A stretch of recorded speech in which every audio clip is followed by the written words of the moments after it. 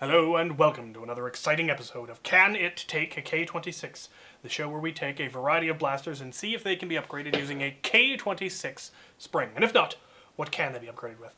I am your host, Captain Xavier, and by popular demand, today we're going to be covering the Adventure Force Tactical Strike blasters, starting, of course, with the Nexus Pro. Nexus Pro was released in 2020 and is very much the child of the original Dart Zone Pro.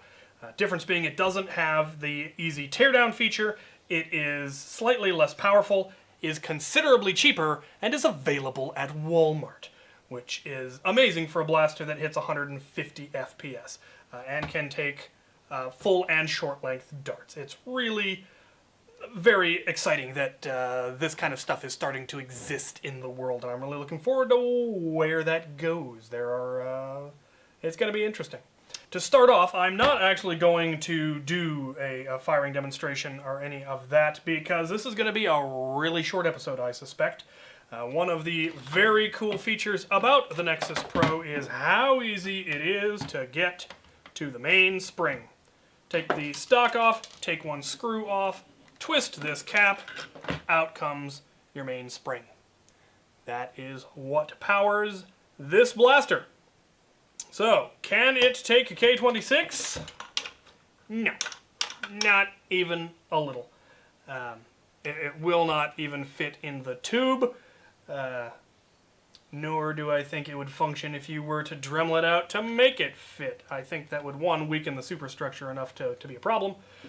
This requires a very narrow spring. Things like there are some springs for the prophecy that will in fact work, I understand. However, you can just get replacement end caps. Out of Darts already has 3 different end caps which will adjust the FPS up or down depending on what you want. And I do have all 3 of those, and I will be doing a video about them soon. So, that is it for the Nexus Pro. Button it back up. But first, a word from our sponsor. Progress. Alright, now we put the one screw in, put the cap on. And we're done. Now, for the next contestant. After these messages. Told you it was going to be short. All of the K26 used on this series was donated by Out of Darts. Check out his new website at outofdarts.com for all your Nerf modding needs. Our next contestant is, of course, the Aeon Pro. Aeon Pro, pronounce it how you like. It's not actually connected, so it's arguably not actually a diphthong. Meh. Aeon Pro, Aeon Pro, Aeon Pro. Whatever. This one was also released in 2020. It was released a little after the Nexus Pro.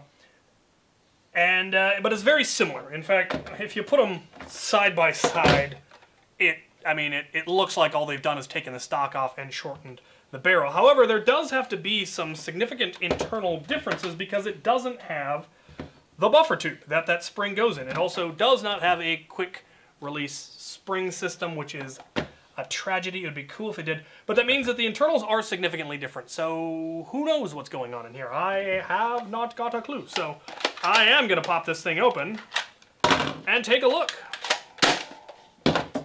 Here we go.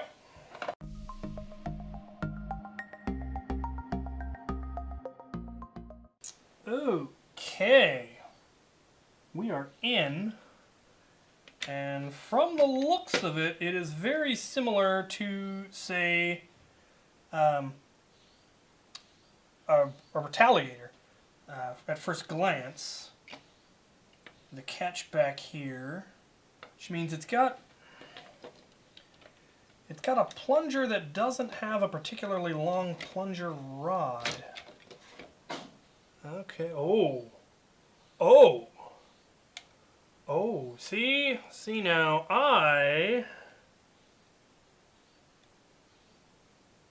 that is interesting. It has a really big spring. This is long shot spring size big, and the plunger tube is enormous. And that is fascinating. I'd be willing to bet this spring is probably heavier than K26.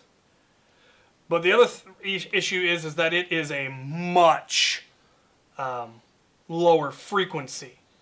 And so I would be absolutely baffled if this thing is able to get enough, if K26 can get enough compression.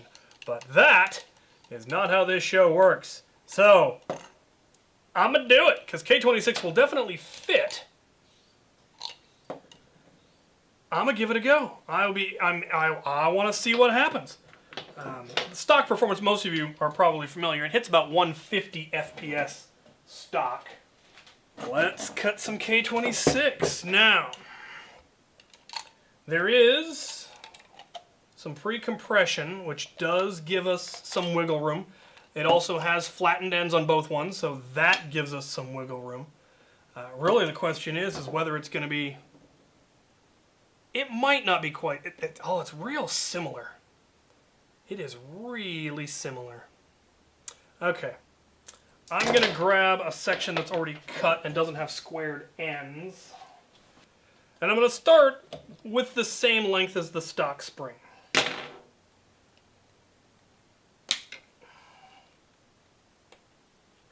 Which, for those of you who are curious, is 1, 2, 3, 4, 5, 6, 7, 8, 9, 10, 11, 12, 13 coils. So we're going to start with 13 coils and see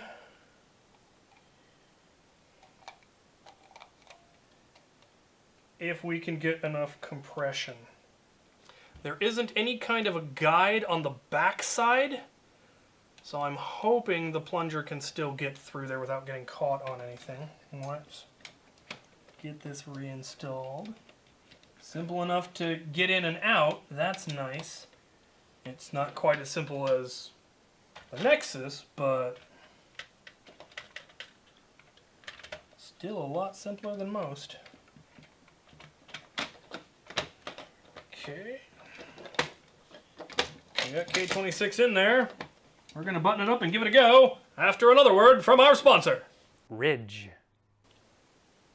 It's just... Alright. It's probably not going to catch without the catch. It's a theory.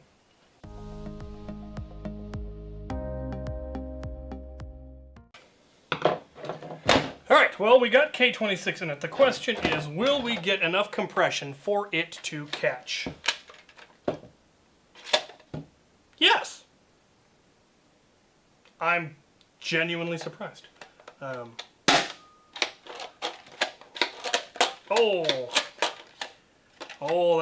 that's alarming. Something has gone wrong. It worked once, and now it isn't catching, and I suspect the issue is that the spring has become misaligned. So let's get it open and see what damage we've done. Hopefully I haven't ruined it. So what has happened is the K26 has come out the back. And that is the result of not having a squared end, actually. If it had had a squared end, it wouldn't be able to do that. So let's try a squared end section. And since it was able to catch, I'm actually going to make it a little bit longer and have even more pre-compression. I'm not sure how much compression is needed.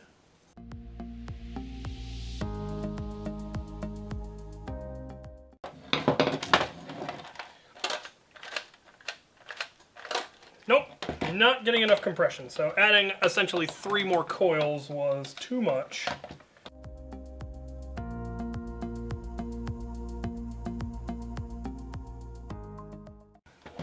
Alright, let's try it with a slightly shorter. Oh, it wants to catch, but isn't quite catching. Ah, nope. We'll take off another coil.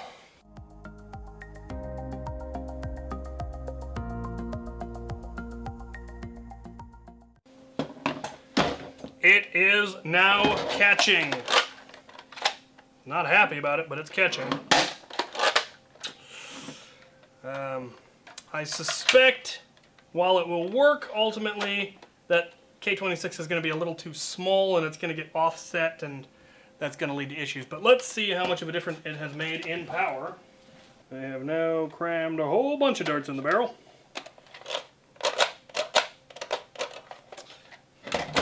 It is, once again, not catching. I suspect it is still popping out the back of that plunger tube. It did boost it up to 165 FPS. So it appears to be the issue. It didn't end up popping out the back, but it did get misaligned like that. So I assume the plunger rod was having trouble getting bound up or having issues with that because the spring is so much smaller than what it's designed for. So while, yes, technically it's taken a K26, maybe if we squared the other end, it would push more regularly and wouldn't have that problem, but I think that is just going to continue to be an issue, and you are, in fact, better off going with a larger spring. And on that note, let me see what I have in larger springs. All right, I have a full 18 kg long shot spring here. The frequency is a little bit higher than the stock spring, and it is also considerably longer. It is a lower frequency than K26, though, so maybe we can get away. I don't want to cut it. And we are going to have just an absurd amount of pre-compression. Let's see if I can get a vague idea of whether we're going to get enough compression or not. Oh, I think we're going to be like a coil too much. Yeah. Not going to get quite enough compression, I don't think, in order to catch. So much for that. What is this one? That is a Foam Freaks 18.5 kilogram. It is a looser frequency again. So maybe it does seem to be a little bit longer, but it's also thicker wire. I'm afraid I'm going to break those tabs off at that point. I don't want to try that. Okay.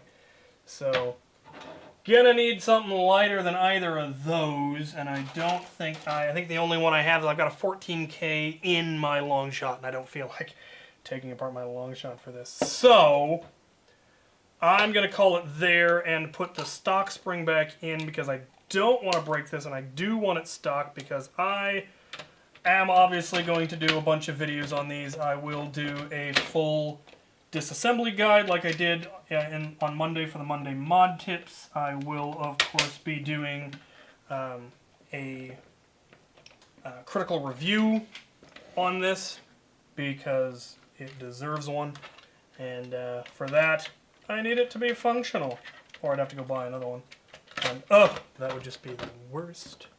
Alright, button it back up.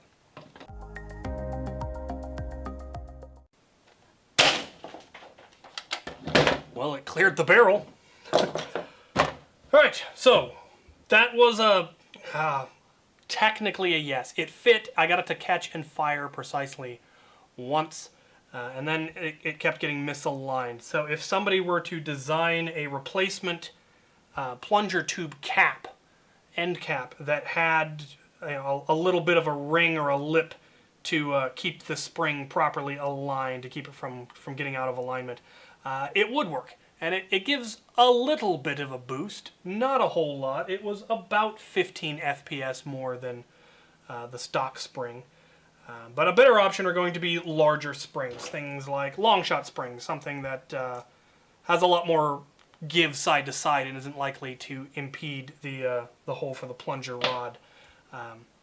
Long shot springs, the ones that I had, were either more powerful than I wanted to risk putting in here, or were too high of a frequency. But if you were to cut one of these down by a couple of rings and re-square the ends, Yeah, there's any number of springs that probably already exist in the hobby that would work, and I'm sure people will custom make springs for them. Probably already have, and I just haven't gotten caught up on it all. But a very versatile platform. It's basically a better, well, it's basically a prophecy on the inside. Huge plunger tube, lots of room for different size springs, solid design. It's cool. I'm going to enjoy doing reviews and more videos on this and the Nexus, so stay tuned for that. All right, let's recap. Right, for those of you just tuning in or who just skipped to the end to see the results, that was a very unsurprising no for the Nexus Pro, and that was a rather surprising almost for the Aeon Pro. Ultimately, what failed in the Aeon Pro was that K26 is a little too small and was impeding the hole in the back of the plunger tube. And so the plunger rod wasn't being able to get out and wasn't catching properly because it was getting misaligned. It does have a huge plunger tube. It does have this is a very wide spring. I suspect a slightly cut down long shot spring would probably work, and I'm sure people will have custom springs for it in no time. It is a fantastic platform. They both are. And while they won't take K26, they are gonna be just amazing additions to our hobby. So I am looking forward to doing additional videos on both of them. Full teardown videos, full critical review videos, obviously firing videos, all sorts of fun stuff. So stay tuned for that. I'm looking forward to it. Should be fun. Feel free to give your suggestions for what you would like to see next time. I am going to be expanding the show. Train? I'm going to be expanding the show starting next episode. Out of Darts finally came up to visit me, and not only did he top off my stock of K26, but he also brought 20 coils of K14, K25, and K31. So going forward, I will start by testing K26, and if it can't take that, we'll take a look at some of the other ones and see what it can take. So that should be a lot of fun. Stay tuned for that.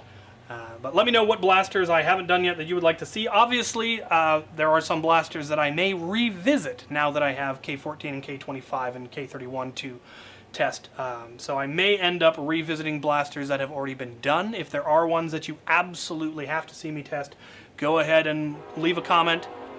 There's that train. Go ahead and leave a comment. Let me know what you guys would like to see, and I will add them to the list.